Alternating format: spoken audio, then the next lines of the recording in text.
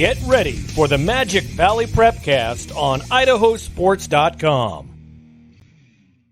That's right. Welcome in another edition of the Magic Valley Prepcast on IdahoSports.com, where we are breaking down District 4 activities week in, week out in the great state of Idaho. My name is Brandon Baney, and today we're joined by an old bag of bones, Scott Burton. Yo, what's up? What's going on, Bones? Oh, I tell you what, Brandon. This is what fall sports can do to a man. Now, for those of you that are watching the video version of this on the IdahoSports.com YouTube channel or Facebook page, you'll notice it's just a skeleton in the chair that Scott normally occupies. He's still got his hat on, so I can only assume that Scott has crossed over into the other side. I'm waiting for you, Brandon. Grandpappy, is that you? Oh my goodness. If you're listening audio only, IdahoSports.com or wherever you download your podcasts, close your eyes and see if that voice Scott's using sounds like anybody that's in the news a lot lately. Well played. And I'm just going to leave that there. I'm not going to go any further than that. Yeah, you don't need to. I got it, and I appreciate it. And, this is my friend Bones, who pretty much represents a lot of ADs towards the end of fall sports, as it is a killer. And you feel like you have just been turned to bones and dust. And as we're winding it down, it is exhausting. District brackets and district tournaments and getting ready for winter sports. And yep, that's why Bones made an appearance today. I thought it was going to be like your stunt double. It's if you've got an angry parent that wants to talk to you, yep, okay, I'll take the meeting, and it's just Bones. That's next time that happens, that's what I should do. Have them walk into my office and have Bones sitting there with me, or instead of me. Yeah, with a big sign that just says, "I'm a great listener." What's on your mind? Oh man, yeah, that would be the perfect stunt double for you. And as we transition into what's a busy edition of fall postseason action here, the Twin Falls golfers needed an extra stunt double or two to overtake the dynasty that is Bishop Kelly Golf. We talked about state golf last week, Scott, and how we thought Twin Falls had a really good chance to compete in both boys and girls golf, and they did. But darn, Bishop Kelly sweeps the team titles. They have the individual champ on the girls' side as well. The girls' race in particular, Scott, was very close. A total of, I believe it was 2 strokes separated these two teams, and it was 3 strokes. BK beat Twin by 3 strokes. Yeah, the BK girls, they earned that one. They played really, really well, and Twin played well. It was just a battle down to the end. Who was going to make the shots, who wasn't. It wasn't a matter of giving anything away that I think may have happened on the boys' side of things. But gosh darn it, BK, enough already. Go away. Yeah.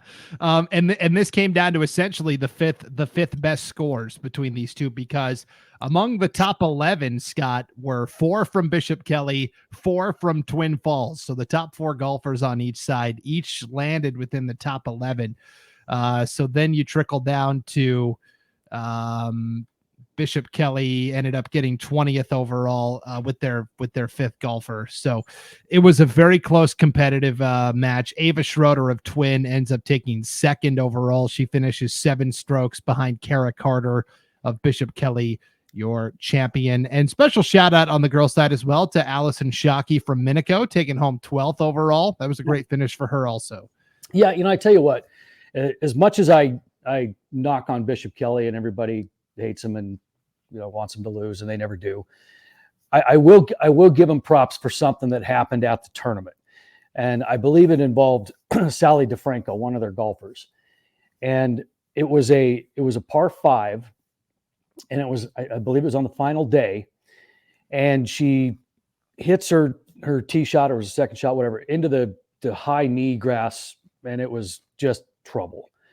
And she's out there just taking practice swings and trying out clubs, just trying to figure out what is going to get this out of here. And she approached the ball and swung and missed, but it looked like a practice swing to everybody else. And so the next swing, she pops it on out of there, gets it up to the hole, and, finishes out the hole. And her coach and everybody's like, hey, great six, way to manage the six. And she walked right over to the scorekeeper and said, I got a 7. I took a swing in the weeds and I missed. And she was the only one that knew it. And so I give a lot of credit to that. If you're going to win, do it the right way. And I thought that was a pretty cool story because, how many times in golf, not just competitive golf with kids, but you're out playing with your buddies, and all of a sudden we are math idiots. We can't add, we can't do anything. And in a situation like this where she could have gotten away with it, she didn't. She was honest, and her team still won. That's incredible. What a story. What you do when nobody else is watching. Yeah. Sounds like a future Scott's Thoughts topic. Yeah, I know, right? It might be. So congratulations, Bishop Kelly girls. Yep. And congrats to the Bishop Kelly boys as well. They won a little more decidedly over Twin Falls' boys. They end up winning by 13 strokes over the Bruins. Brody Payne from Twin Falls takes 3rd overall. Trey Payne, his brother, takes 6th. And McCoy Klunt in 10th to round out the top 3 there for the Bruins. But good showing by Twin also. It was, and it was one of those things that Twin just really kind of let get away from them because, they were a plus 15, I think, over the final 3 holes, and it just imploded towards the end, and it was unfortunate. And you look at, BK, their boys placed 4th, 5th, 7th, 11th, and 15th. They put all their golfers in the top 15. That's huge. Twin, on the other hand, 3, 6, 10, 16, and 26. And so when you look at those team titles, it is really all about the back end. It's like, what are those 4 and 5s doing that are going to help you win a title? And, Twin down the stretch just couldn't get it done. And it's BK and Twin every single year because, when you look at it and you look at the team standings, it's BK, Twin, and everybody else. Yeah. And it is Twin had the lead after day 1 too, right? They led by a stroke, 312 to 313, and just couldn't quite finish it off. But that's the way sports goes sometimes. And it is. Go ahead. Yeah, no, I was just going to say, and it kind of ties back to something we said in an earlier podcast that, you look at the golf thing, and golf is a really tricky thing to be successful at in school because it is a very expensive game to play, because you've got to be able to have a membership. You've got to be able to have clubs. You got to be able, it's an expensive venture. And you look at Twin and BK, perfect economic situations for their schools. And it's no coincidence at why they can do what they do, because they have got these kids that have the means to do it. And good for them. And I'm glad they're doing it because, as I'm raising my kids, I'm trying to get them into golf because that's something that's going to last them forever and ever and ever. And these kids from BK and Twin, they're going to be glad they did this. Yeah, it was a really right. They'll talk about it for forever and ever. It circles all the way back to the very first Scott's Thoughts we did about learning from a loss. And this will just fuel the Bruins throughout the off season. And so congrats to all of our golfers who went over and competed. And by the way, Scott, the weather was fantastic up in North Idaho. I'd say we're 2 for 2 on the fall golf thing. I tell you what a difference that has made. And I when I coached golf back in the day, it was in the spring, obviously, and it was horrible. It was miserable, and I hated it. I didn't want to be there. The kids hated it because they hadn't picked up a club all winter. And then they go out in these 25-mile-an-hour crosswinds, sometimes snow, pelting you in the eye, and you're trying to play golf. It was miserable. The fall golf has been awesome. And I think that's going to do wonders for the sport as well. Yeah, it's so far a raging success, switching 5A, 4A golf to the fall. Another fall sport that's been in the fall for, I think, as long as it's been a sport is soccer, Scott. And we have got district tournament action heating up. We have a couple of championship matches on tap in the Magic Valley. So what I'm going to do is, again, if you're watching the video version of this on the IdahoSports.com YouTube channel or Facebook page, I will share my screen. We'll put the brackets up on the screen so you can see them with your own eyes. If you're listening at IdahoSports.com or wherever you download your podcasts, it's all good. We've got the district brackets on the homepage, and you can follow along there as well. So let me start with the Great Basin Conference, and we'll start with the boys. We'll go with the boys action because as my computer freezes up. Can you still hear me, Scott? I got you. I got you. I have a lot of tabs open right now, and so my system is rejecting me for a moment. Okay, let me... Hold on a second. Okay. There we go. I got my other screen back finally. Okay, here's the bracket. District 4, 4A boys. We talked about the cross bracketing, and we'll get to that in a second. But the championship match was Wednesday. Canyon Ridge defeats Wood River 1-0. The Riverhawks are your district champs. They will move on to state. Meanwhile, you have, let's see, Mountain Home won this game. Obviously, Paul didn't update the brackets last night when he was putting in scores. I gave him the score even. Yeah, unreal. Unreal, Paul. Okay. The one night I took off from doing brackets. So Wood River will play Mountain Home for the second and final spot to state today, Scott. Thursday, October 12th is where we're recording this. Yeah. Mountain Home's had a really, quietly successful year. They've been, pretty formidable in this conference, and they've got a good shot at knocking off Wood River. Wood River, as you know, represented us last year at state. And they've got a great soccer program up there. I think this is going to be an interesting battle between these two. And I wouldn't be surprised if either one of them goes.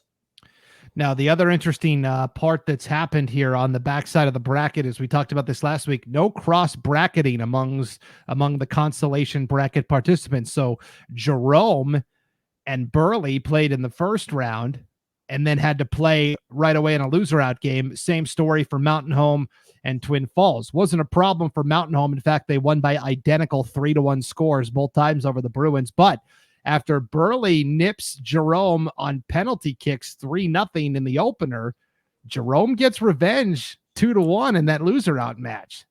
Yeah, I tell you what, this cross bracketing thing is going to present arguments on both sides, because this is where it benefited the team that lost first. It's tough to beat teams multiple times during the season, but it's even tougher to beat a team multiple times within like a couple, 2-3 days. And that's what happened here with the Burley Jerome matchup. And, and I really see this conference going to cross bracketing down the road, or at least next year.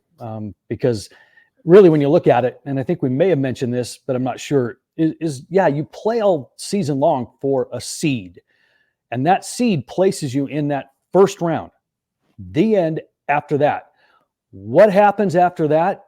Seeds don't matter. You're going to a place in the bracket, and if the bracket doesn't match up, then you should have done better with the seed that you earned coming into the tournament. And so I really think you're going to see a big push to cross bracket these things next year. But Jerome was the beneficiary of it, I think, this year. Yeah, this is somewhat new for the Great Basin, because in years past you had included all 7 teams in the district tournament, and it was just kind of a series of almost like a Royal Rumble match in wrestling, where you have one matchup and then that guy gets thrown out of the ring and then the next team's up, and it was a interesting looking bracket. Now you've said, okay, we're only taking 6 of the 7, a more traditional bracket. So we're watching it play out in real time for sure. I feel like we're about 25 years behind the times here in the Great Basin as far as running a bracket goes. It's like, really? Okay, fine.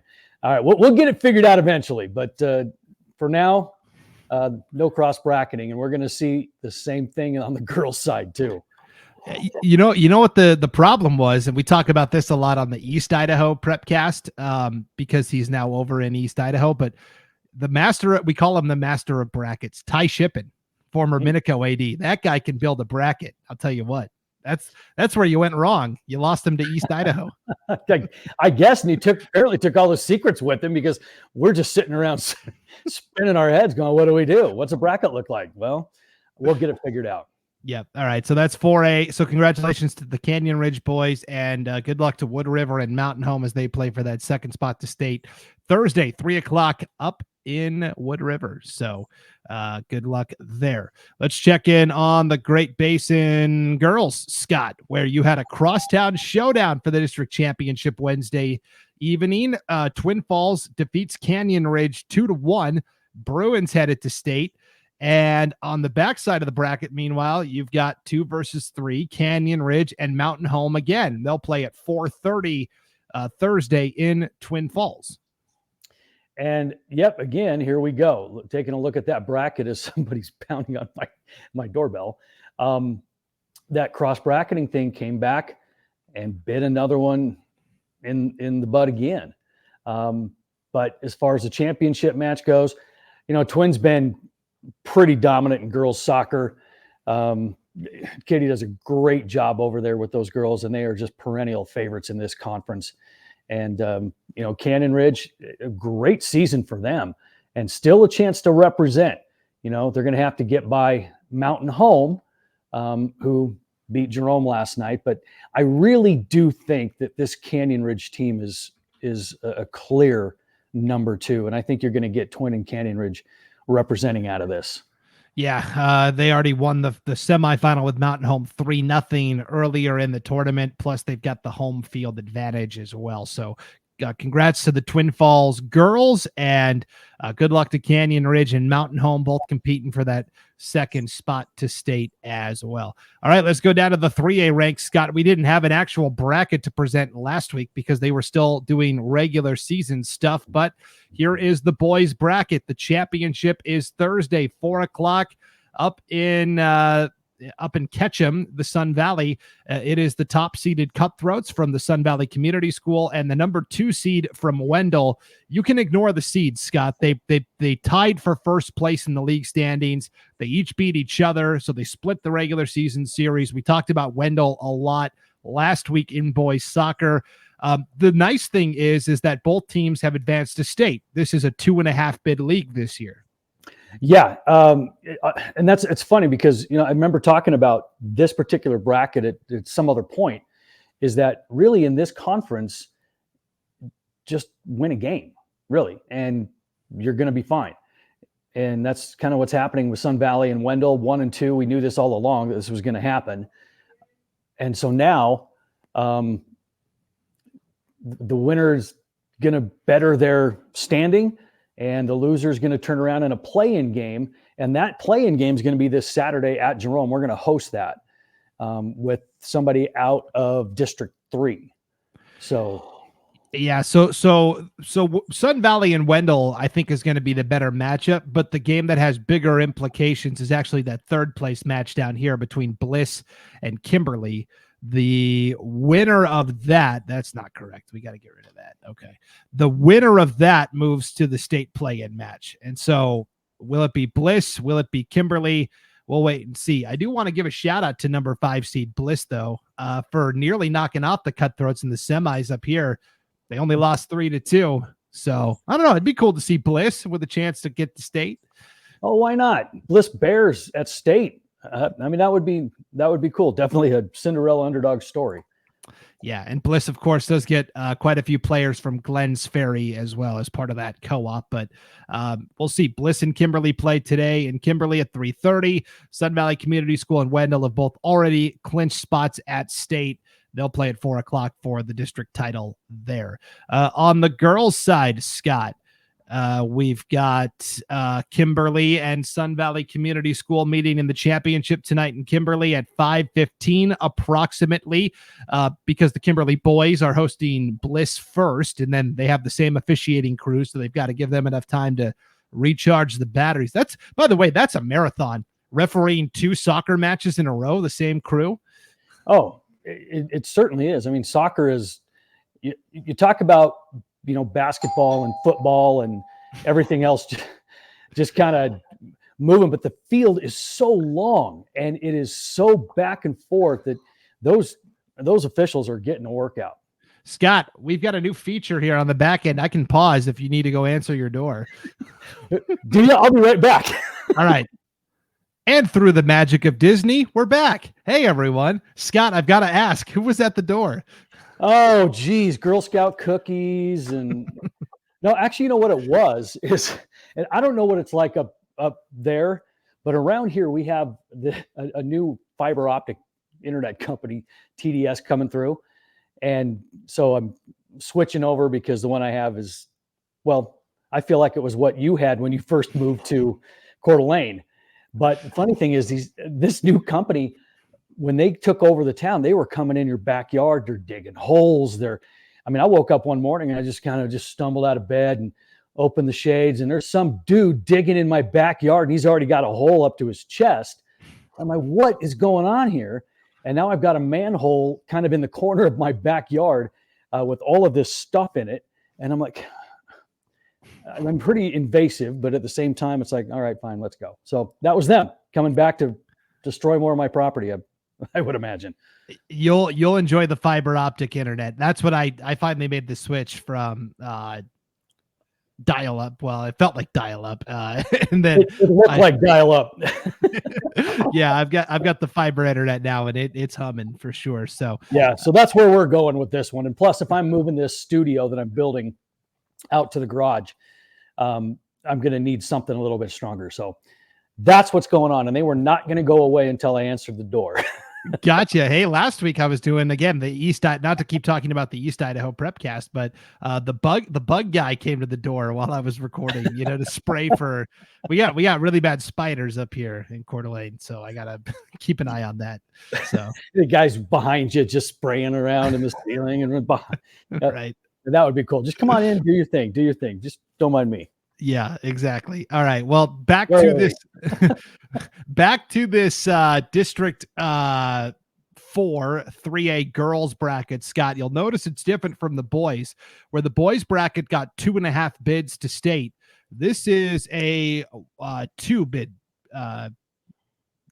match. So, or actually a 1.5 bid match.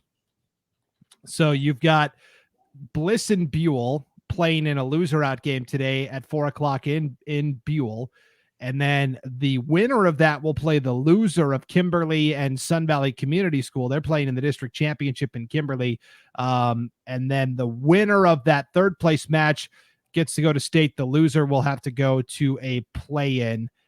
They will take on the second place team from East Idaho. So this bracket is slightly different from that boys bracket. Oh my gosh. Yeah, this is one that I kind of feel like I need my abacus, because this thing is all over the place. And it's a lot of soccer. And when you look at these games, they are going back to back to back, and fatigue does play an issue in soccer. I mean, playing back-to-back nights in basketball is tiring, and it's the one sport that we do it in.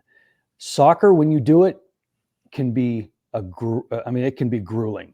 And so that's going to play a factor down the stretch, through this losers bracket here.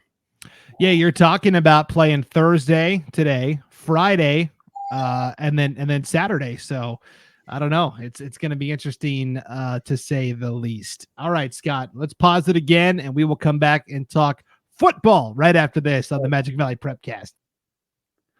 Once again, through the magic of Disney, we're back. It's the Magic Valley Prepcast on IdahoSports.com, and it's happened. Scott's gone for real this time. Bones is here officially as his doorbell won't stop ringing. No, you're good. All right. I tell you what, I'm glad that we at least have the technology that you can just pause my craziness for a minute. And if people could only see what's going on behind the scenes or hear what you're hearing, whew, I mean, we might be onto something for a little bit of pay-per-view extra footage. If this were last year, there was no pause function, I would have just had to mute your mic and I would have just had to have gone on a soliloquy for, a couple of minutes, carry it myself. So, Oh, yeah. well, I'm glad you didn't have to do that. So thank you, Magic of Disney.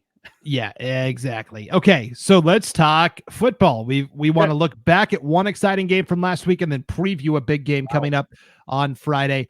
We got to start though with Declo going to West Side and knocking up. That's a place where teams don't go and win. It's like going to Tuscaloosa and trying to beat Alabama. West Side's lost like 2 times there in the last 7 years. And Declo gets it done 27-26.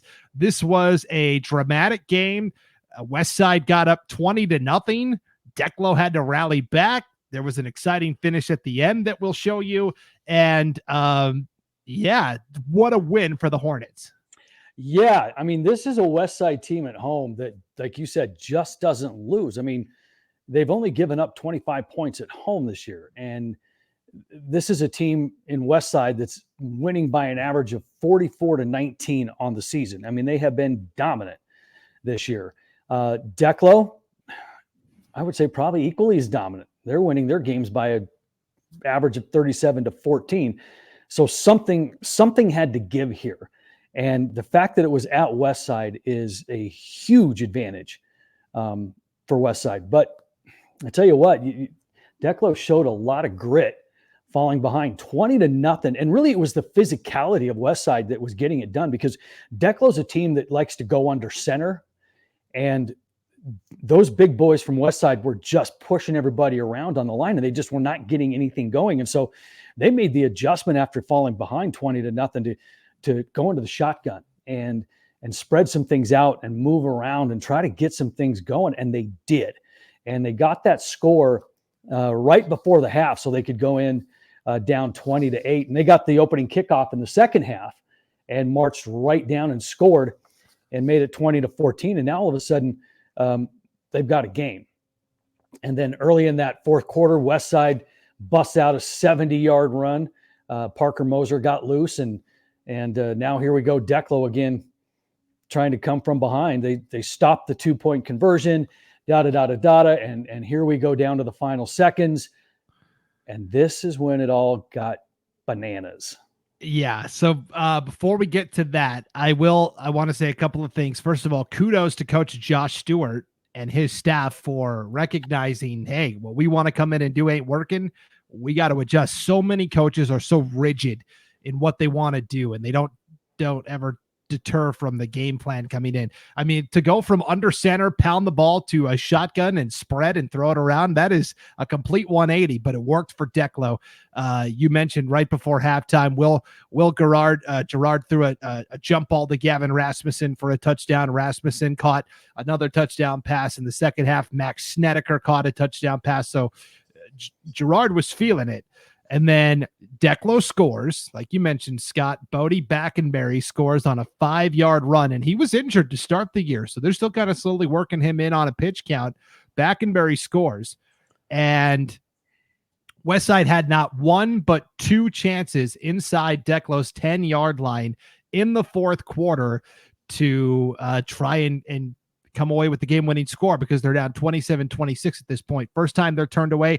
Second time they're turned away with a little extra help, Scott. They got essentially a 5th down. They had 5 downs to try and score due to confusion on the field. Yeah, and those college football fans that might remember back in 1990 where Colorado beat Missouri on the last play of the game because they were awarded a 5th down, and Colorado converted and won the game.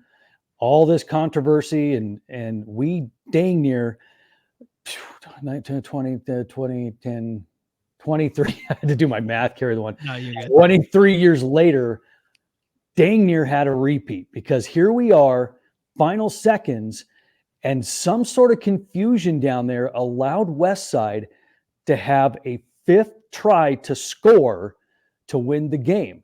And when this happened, Josh called timeout, and he's like, "Hey, what's going on? What's going on?" He wanted an explanation, and nobody was on the same page, and it wasn't going to change. And you talked about, Will Gerard. He's went up to his coach, settled him down, and said, "Coach, don't worry. We got this. We're going to stop him." And so, all right. And they last play, Westside did a little rollout, little run pass option. And it was the great play from Bodie Lom, the linebacker, knocked down a pass, and that was it. Yeah, so we're going to show it to you. Big thanks to our friends at KACH Radio down there in Southeast Idaho. They do Westside and Preston high football games, and they're radio broadcasters, of course, but they also do live video coverage. And so we've got the tape. I reached out to their play-by-play guy, Cody Olson, earlier this week, and he said, yeah, go ahead and show the footage. I was going to try and get his audio with it, but I couldn't get the audio to work. So you and I will just commentate over the top of the video coverage here, Scott. But here's where it all starts. This is the first play. The ball is at the 12-yard line. Westside had just completed a big pass. So this is first down. And you're going to see here, they're going to try and hand off. And they pick up a couple yards down to the 5. And that's going to bring up second down. And you can already see, because there's like 40 seconds left. Westside's trying to get to the line to hurry. The officials are scrambling a little bit. And so this is second down. And you'll see the play was actually blown dead before the ball was snapped. And I'm wondering if this is where it all starts. Yeah, normally in these types of situations, there is going to be a stoppage of play. There's going to be a penalty. There's going to be something to disrupt what's going on down on the field. And this is where it starts to get confusing. And as you can see, with everything just being in a giant rush, a giant hurry, under a minute to go, here's where all the confusion starts to set in. So really, it's been one down. Yes. So they stop play there to reset the ball at the 7. This is second down, a run to the right side. And again, now down to the 5, and what should be third down. Now, this is where Westside calls a timeout. So Westside calls a timeout to stop the clock, because now you're talking about like 30 seconds left. So you can see here, Declo's jogging to the sideline. Westside's in their huddle. They're going to take a commercial break. And I will skip ahead past that to where we are back out of the timeout. And so, so Scott, to reiterate, we've done 2 plays so far, right? Mm-hmm. And already some confusion setting in on where are we spotting the ball? What are we doing with it? And because the team is in hurry up mode, trying to, use the clock as best they can, it does lead to some confusion. So here out of the timeout, Scott, I'll put my screen back up here.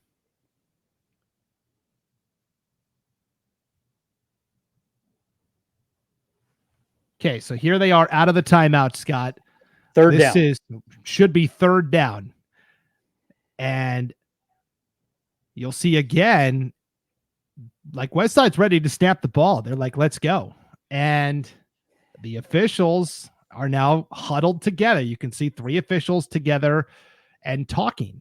Now, what they're talking about, not sure, but should be third down. And I think this is where the confusion, sets in. I think in their heads, they think it's second down.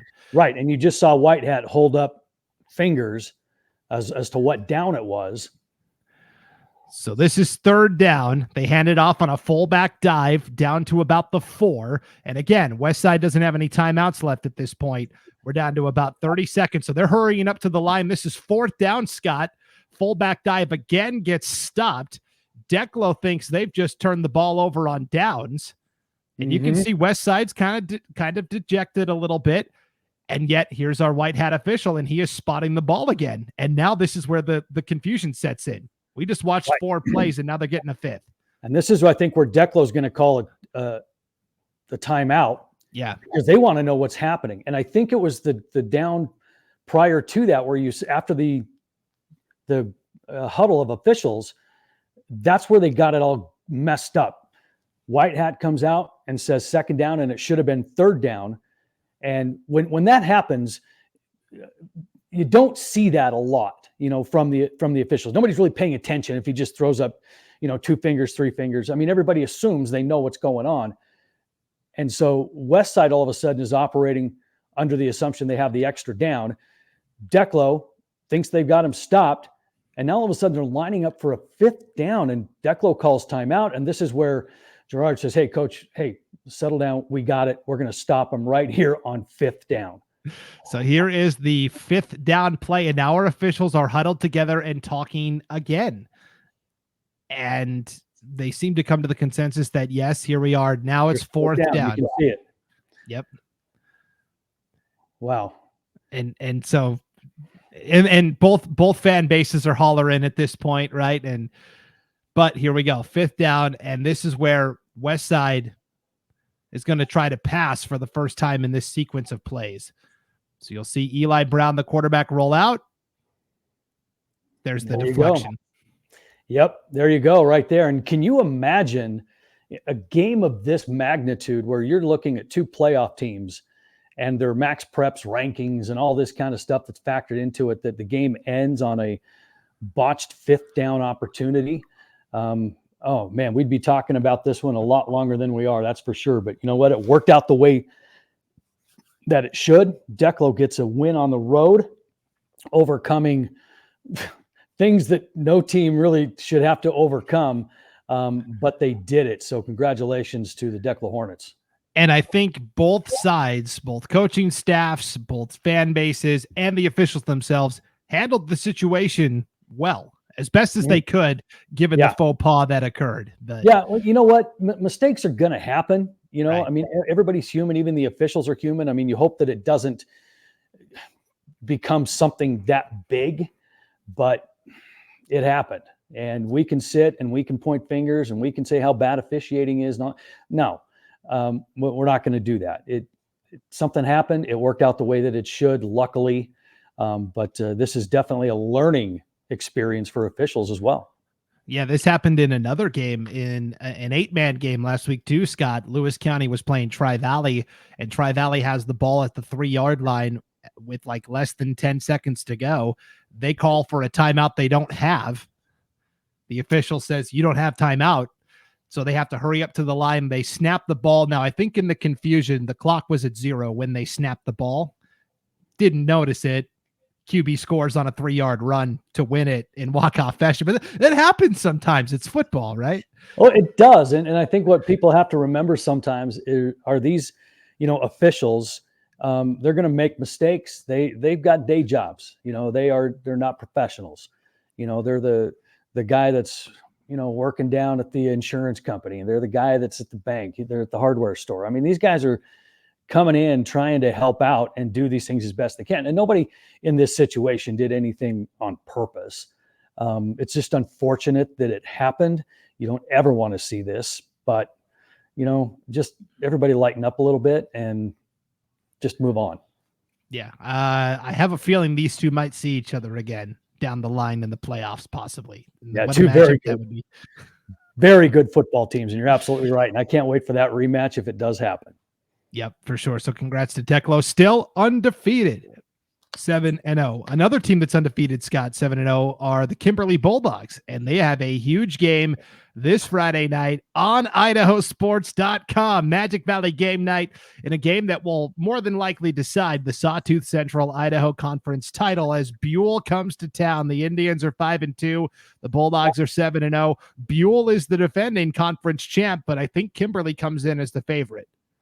I'd say Kimberly comes in as the heavy favorite, even though Buhl has had their number the last couple of years. This is a Kimberly team that is steamrolling people. I mean, they're winning their games by an average of 44-6, not even close. And this is a Buhl team that is 5-2 with losses to Weiser and Declo, and they're winning their games by an average of 28-16.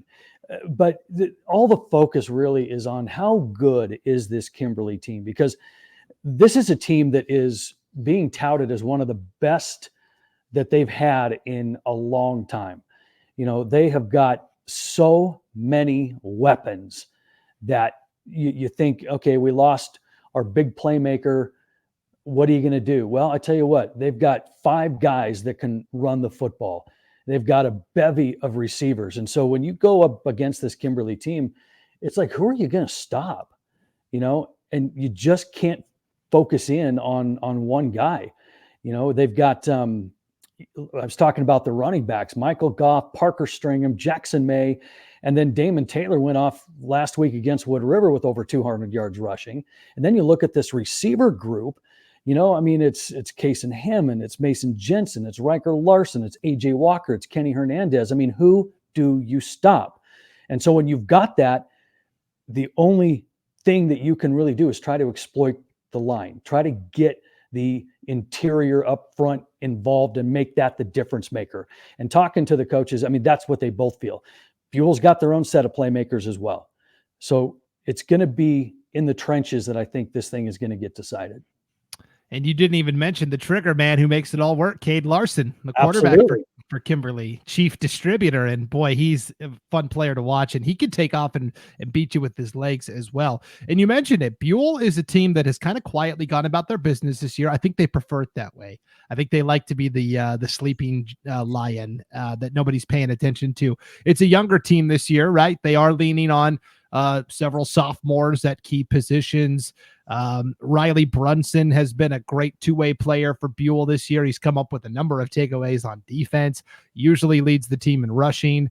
This is a Buhl team that plays solid fundamental football, and they're going to have to play because of their style. They like to run the ball, play it close to the vest, whereas Kimberly's a little more explosive. I think that puts a little pressure on Buhl to play a little more perfectly than Kimberly. And you're absolutely right. The margin for error in Buhl in this game is very small. They cannot make many mistakes. Kimberly is too explosive. They're so good that even if you were able to bottle them up for a period of time, that team can just blow it wide open in a matter of minutes. And so any mistakes that Buhl makes, they can't make many in this game. Be a big test for Josh Creasy, the interim coach for Buhl, and of course Kimberly's coaching staff. They are well versed in. We talked about this all the way back at the beginning of the season. Coach Joe Dilly says we have a lot of trophies in our trophy case at Kimberly High, but we want a blue one.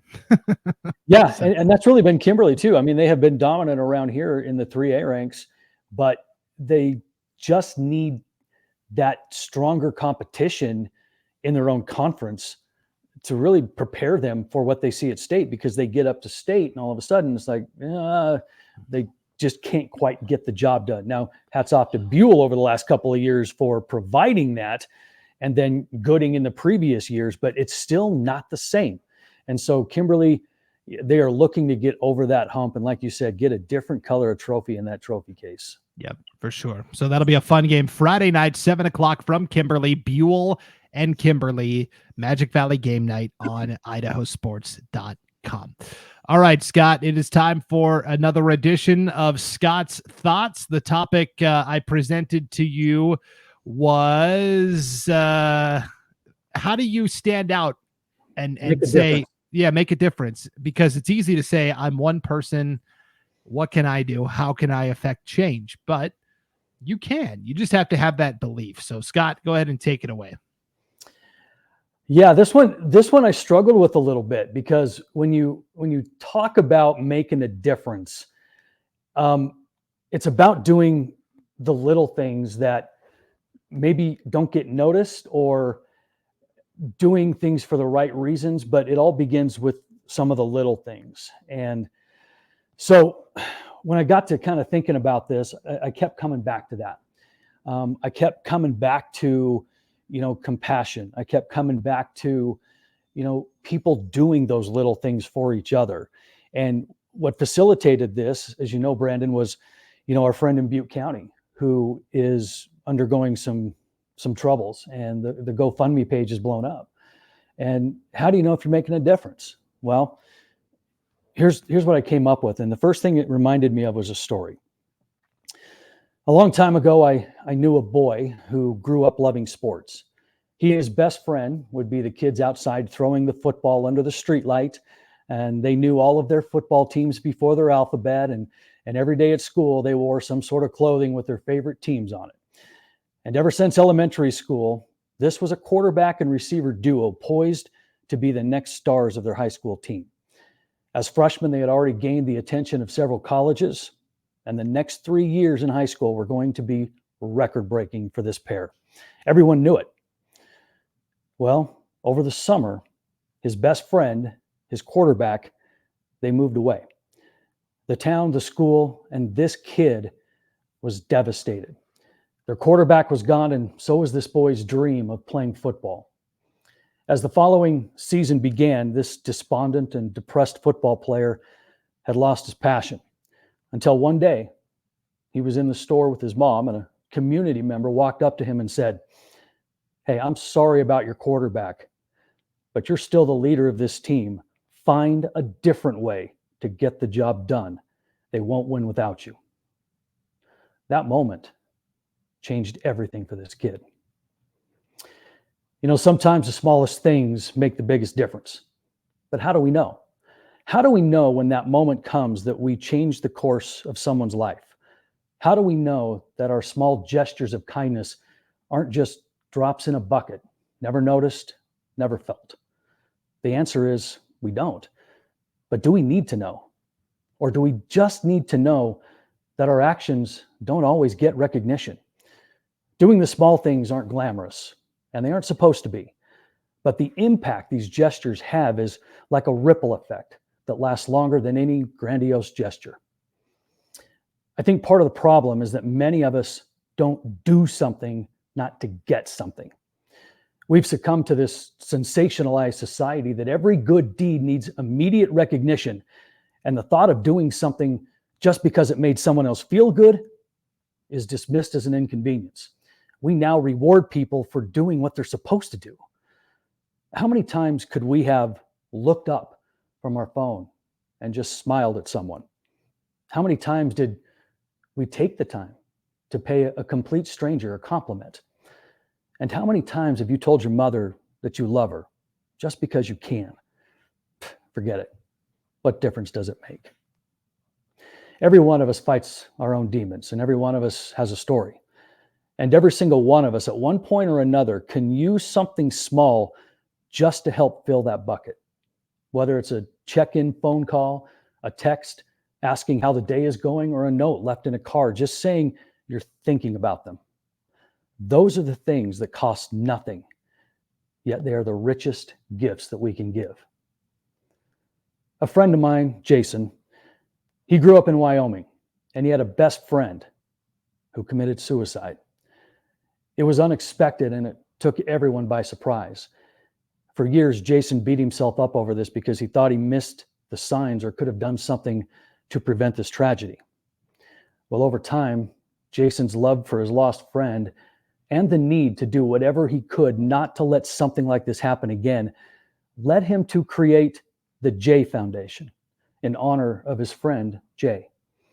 The concept is to do a boot check on people. In other words, check in just to make sure they are all right, as the entire operation revolves around cowboy boots because Jay wore cowboy boots everywhere he went. Even as a little kid, he refused to take them off at bedtime. There's so much more to this amazing story and organization, but the gist of it is that we need to do the small things before the big things are what we can't take back.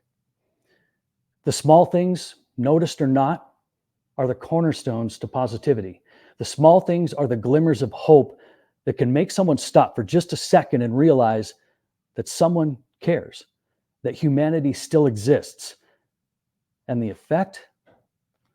You know, it was once said that great things are done by a series of small things brought together. But we forget that. We forget that people need connection. They need to know that they're cared for. But we dismiss these simple gestures like a smile, a hello, a good morning, a note for no reason, and even a small donation to a great cause for our friend from Butte County. So do we need validation that our gestures matter? We end up telling ourselves, what difference does it make? Well, it doesn't have to make a difference to you, even though in your soul it does, but know that it makes a difference even if you don't see it, and it does seem insignificant.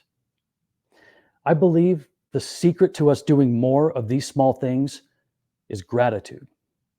So many of us aren't grateful for what we have that we fail to recognize those who would give anything to be in our shoes. And once we focus on what we do have and not what we don't have, the true meaning of gratitude is understood. Then the act of doing these small things for people becomes more prevalent and for the right reasons. I can't help but think of little kids who see someone crying, someone in pain. Oftentimes their first reaction is to give them a hug. They want to make it better. The compassion wrapped up in those little bodies are as pure and as close to unfiltered love as you can get. You see, kids are genuine until we teach them not to be. So you ask, when do we know if we're making a difference? The answer is, it doesn't matter. Life's bank account isn't in a building. It's inside of us. And the currency is never ending. So take a moment to boot check with someone. Take a moment to tell someone, a coach, a parent, that they made a difference. Take a moment to donate.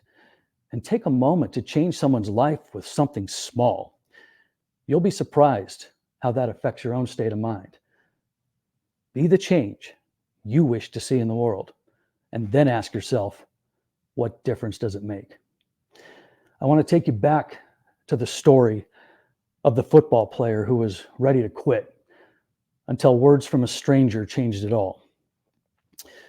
This kid went on to win 2 football state championships and had a successful college baseball career, all due in part to someone who took the time to say what he needed to hear. This kid was saved. This kid ended up being grateful. And although he isn't perfect, this kid tries to pay it back. And this kid is me. Those are Scott's thoughts. I was waiting for the big reveal at the end. I thought it was building up to it being you. So nicely done. Oh, I tried to keep that a little bit of a secret, but you figured it out, Brandon. Well, movie buffs like us, we can sniff out the plot pretty quickly, right? I'll do a better job next time.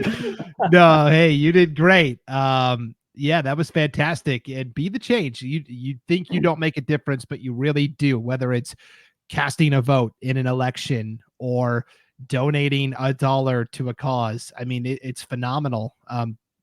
Update on that fundraiser for Butte County's Dylan Waymeyer, who's still got a long road of recovery ahead of him. Almost $46,000 raised now, which is just incredible. That's awesome. That's awesome.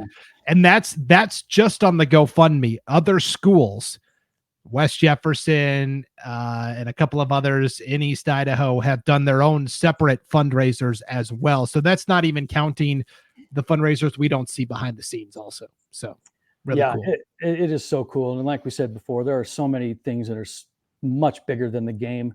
And, those are the things that I wish we would see leading the news, sometimes, just to give people hope that there is some good still in this world. But, we're just kind of that negative society. And we talked a little bit about that last week. It's just, we look at the negative before we see the positive. And, like we said, be the change you want to be. Gandhi said that. And so make sure that you focus on the right things. Do the small things for people that make a difference. And that's kind of what this whole Scott's thought was about. And that's where I took it, was just do the small things, and they make a huge difference. Yeah, that was a great job. So next week's Scott's Thoughts topic, Scott, is going to be all about sportsmanship. Now, people are going to think this is because of some of the lopsided scores that have happened in football recently, and I assure you it's not. It's because of something that happened in North Carolina. I did want to mention quickly, congratulations to Minico last week against your Jerome Tigers, setting a new school record for most points in a game, 81, which is a good accomplishment for them. And so I just want to make sure people know that's not what I'm referencing when I'm talking about sportsmanship. I'm talking about a team in North Carolina, Scott, 2 weeks ago. They had a quarterback set a new state record with 10 touchdown passes in a single game. And you're thinking, wow, that's pretty incredible. It must have been a really tight back and forth shootout. He throws for 356 yards and 10 touchdowns. No, the final score was 94-18. So then you might be thinking, okay, well, maybe it's a really small school and they don't have anybody else that can play quarterback. Maybe it's like an 8-man school and they've got 9 players. Nope. They've got a student enrollment of just under 1,000. They've got about 30 to 40 kids on the football team. So why was this kid in a 94-18 win, still throwing passes with the first string unit out there? And that is what drives me nuts, Scott. I see it a lot where teams will leave their starters in despite being up big. And sometimes it's because they don't have anybody else on the bench they can turn to. But in situations like this, it's just unnecessary. So sportsmanship is what we're talking about next week. Whew, boy, that has been a hot topic for the last few years. Once we started getting that shortage of officials, sportsmanship kind of was pushed to the forefront. And it was because of the lack of sportsmanship from coaches and players and fans that officials were leaving. But there are so many levels to this that we're starting to see it a little bit here. And it's unfortunate too, because, teams that want to light up that scoreboard for no particular reason other than to set records and demoralize an opponent, really, because sometimes what goes around comes around. And people don't understand that. And you want to talk about some of the things that have a ripple effect that we just talked about. Well, that's it. I mean, what kind of message are you sending to those kids on the other side that you're just beating them to a pulp? And does that make you feel better? What are you doing to those kids and their love for the game? And that kind of thing right there just irritates me.